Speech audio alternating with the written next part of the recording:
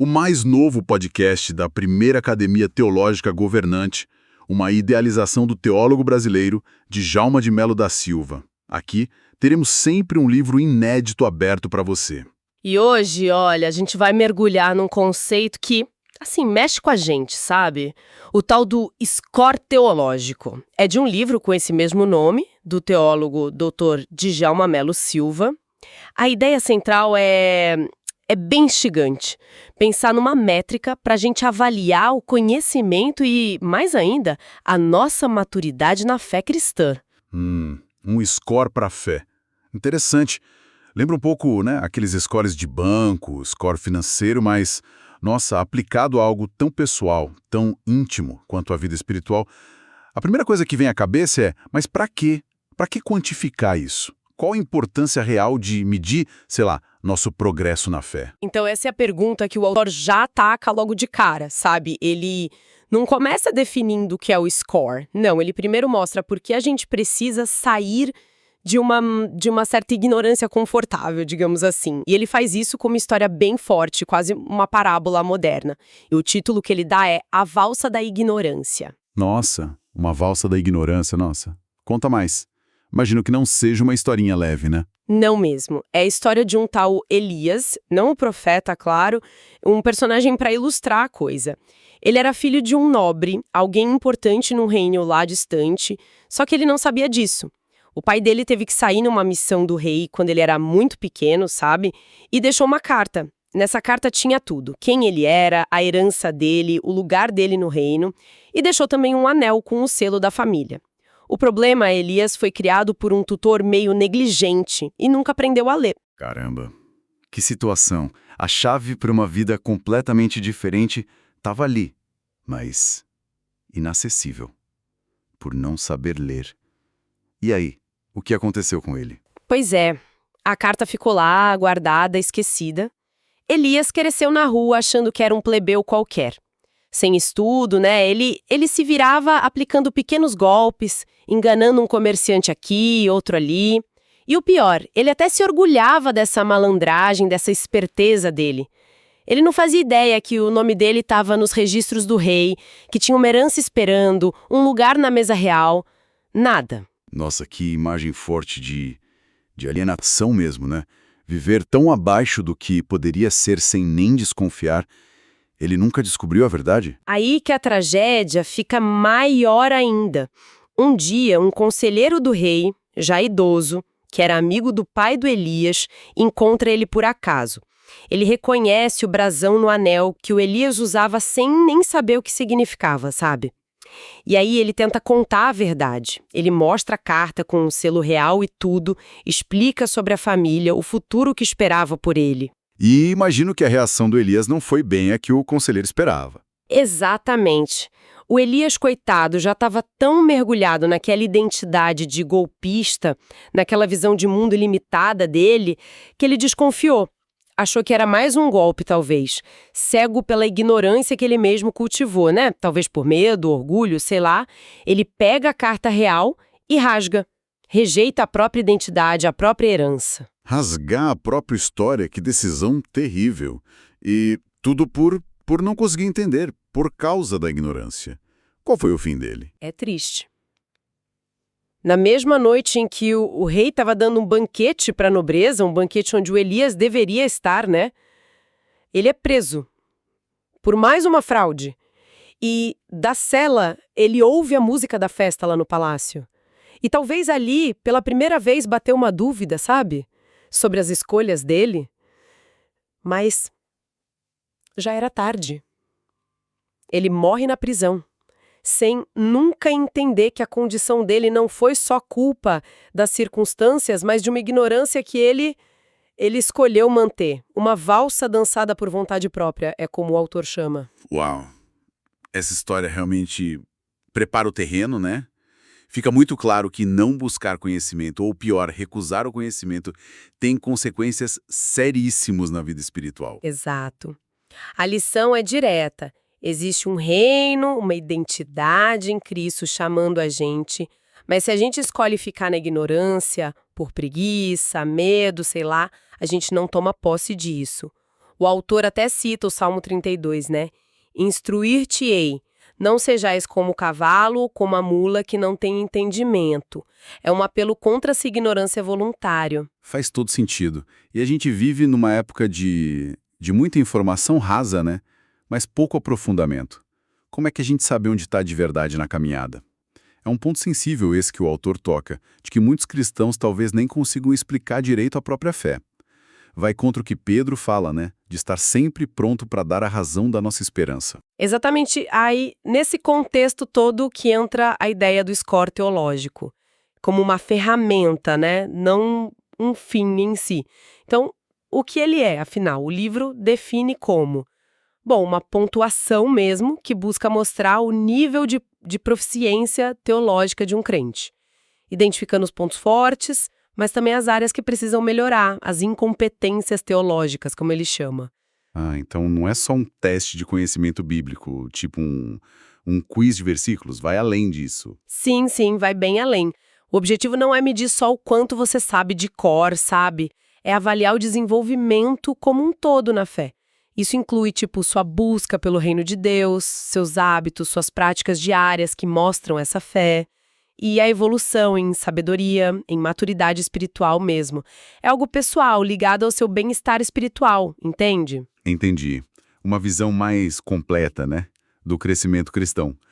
E quem que está por trás disso? Quem criou essa metodologia? Então, essa metodologia foi desenvolvida pela primeira academia teológica governante.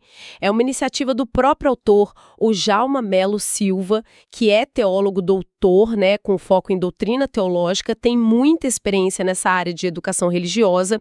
Eles montaram esse sistema de medição em 4 níveis que vão progredindo. E olha que interessante, eles liberam acesso ao primeiro nível de informação sobre o sistema de graça. Quem quiser dar uma olhada, pode pedir pelo WhatsApp. O número é 19 99516 9286. Vou repetir. 19 99516 9286. Legal essa abertura, né? Para a pessoa entender a proposta antes. Mas como é que funciona essa avaliação na prática? Que áreas que o score teológico olha mais de perto? Mais óbvia é o conhecimento bíblico, KB. Mas não é só decorar versículo, não. É sobre entender a Bíblia no contexto dela, histórico, literário e, o mais importante, saber aplicar isso de forma relevante e correta na vida. Faz sentido. Conhecimento sem aplicação não adianta muito, né? Qual a segunda dimensão? Imagino que seja justamente a prática. Exatamente. A segunda é a aplicação prática, AP. Aqui a referência é Tiago, né? A fé sem obras é morta.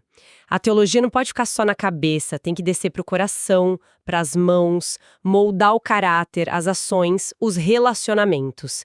É a fé virando vida de verdade. Conhecimento e prática. O que mais entra nessa conta? A terceira dimensão é História e Teologia Sistemática, HTS.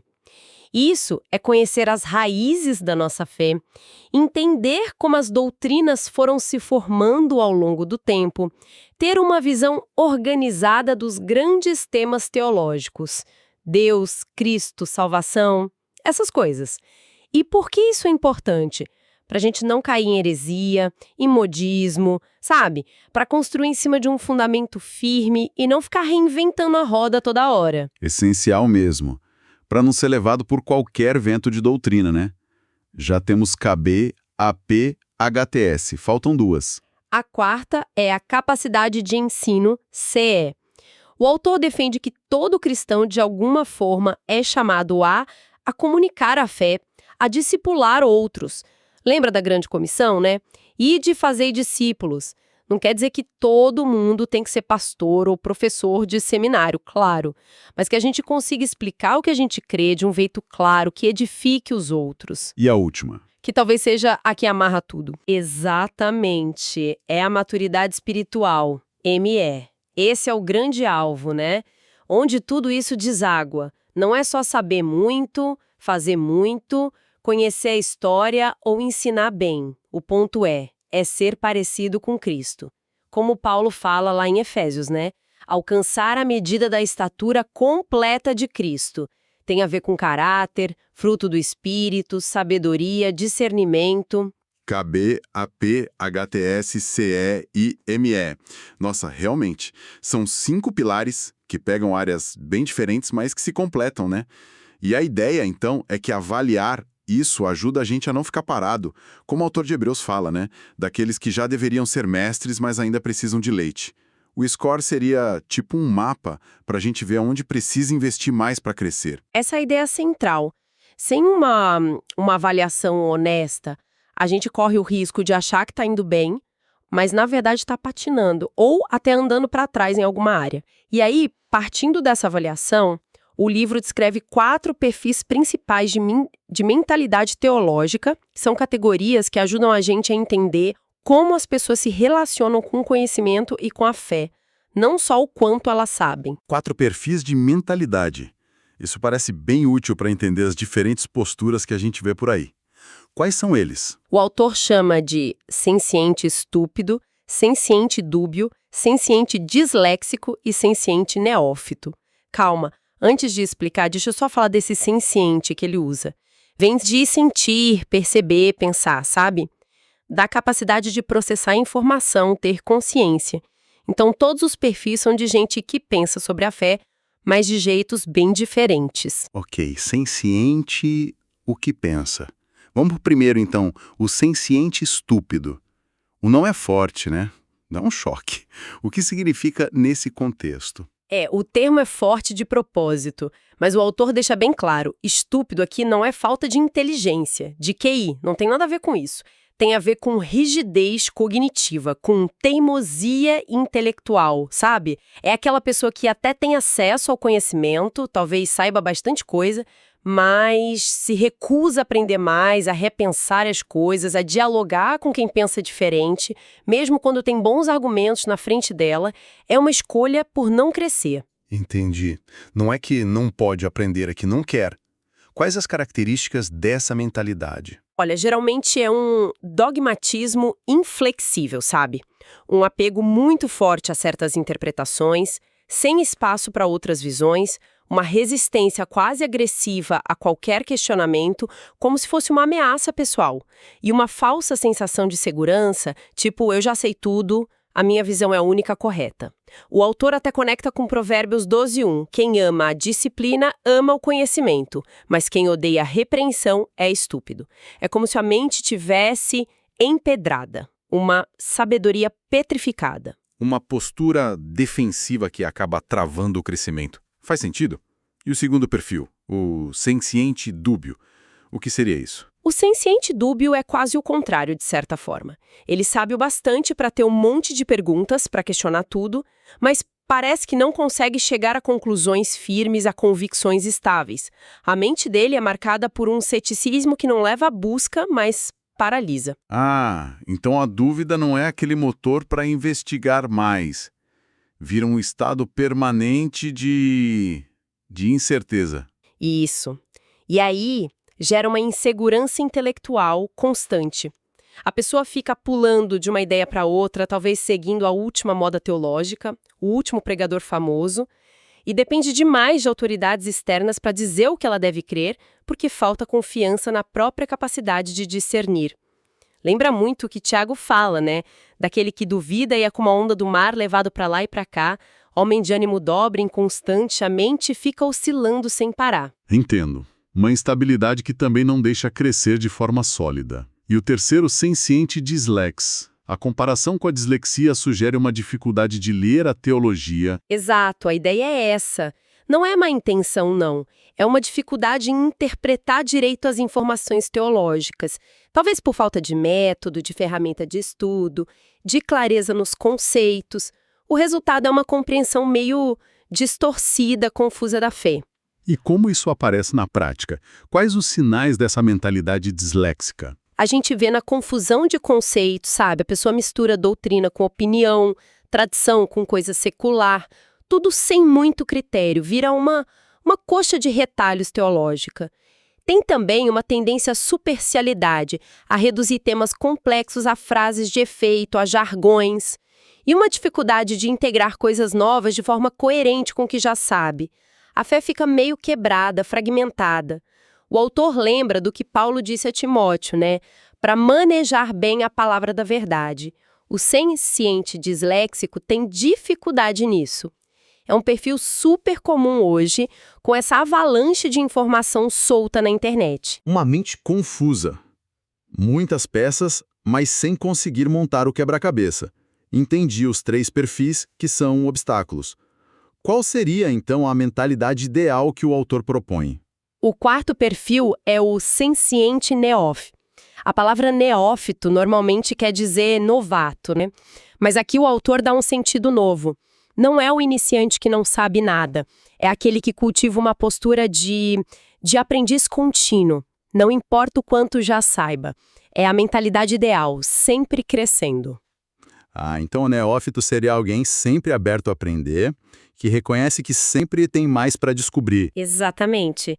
As características dele são a humildade intelectual, ele sabe que não sabe tudo, está aberto à correção, a curiosidade, que faz da dúvida um impulso para estudar mais, e a capacidade de conectar as coisas, sabe? Bíblia, teologia, história, prática, de forma integrada. Ele busca profundidade, não só juntar informação. Ele quer o leite espiritual puro para crescer, como Pedro fala. E tem aquela atitude de criança que Jesus mencionou, sabe? Aberta, dependente de Deus. Faz muito sentido. O neófito não se define pelo tanto que sabe, mas pela atitude em relação ao saber e ao crescimento. Isso fecha com o que você disse antes. O problema maior não é não saber no começo, mas é a resistência do estúpido, a paralisia do dúbio ou a confusão do dislexio. O neófito tem aquela disposição para ter a mente renovada, que Paulo fala em Romanos 12. A meta é continuar subindo. Perfeito. E para ajudar a gente a visualizar essa subida, essa progressão, o score teológico não só identifica o perfil mental, ele também propõe níveis de profundidade. E aqui o autor faz uma coisa bem interessante. Ele integra isso com um método antigo judaico de interpretação da Bíblia chamado Pardês. Pardês. Nunca ouvi falar. Como é que esse método entra na avaliação do score? E por que usar um método judaico? Pardês é uma sigla para 4 níveis de interpretação das Escrituras que são usados na tradição judaica: Peshat, Remez, Derash e Sod. O autor usa porque ele acha que esses níveis dão um modelo muito bom para a gente pensar na profundidade, não só da leitura da Bíblia, mas do entendimento e da vivência da teologia como um todo. Não é para judaizar a fé cristã, claro. É para usar uma ferramenta que historicamente ajudou a explorar as várias camadas de significado do texto sagrado, o que combina com essa busca por profundidade do score. Que interessante essa conexão. E quais são esses 4 níveis? Como eles se relacionam com a pontuação do score? O primeiro nível é o Peshat. Corresponde ao entendimento mais básico, literal. Um score teológico entre 0 e 199. É o sentido simples, direto do texto. A pessoa nesse nível conhece as histórias principais da Bíblia, os mandamentos básicos, é o ponto de partida, né? Mas o risco é ficar só nisso, no literalismo, ou cair num legalismo, sem pegar os sentidos mais profundos. O alicerce. E o segundo nível? O segundo é remez, que quer dizer pista, indício. Corresponde a um score de 200 a 299. Aqui, a pessoa começa a perceber conexões, símbolos, alusões dentro da Bíblia. Por exemplo, identificar os tipos de Cristo no Antigo Testamento. Ela começa a usar ferramentas básicas de estudo.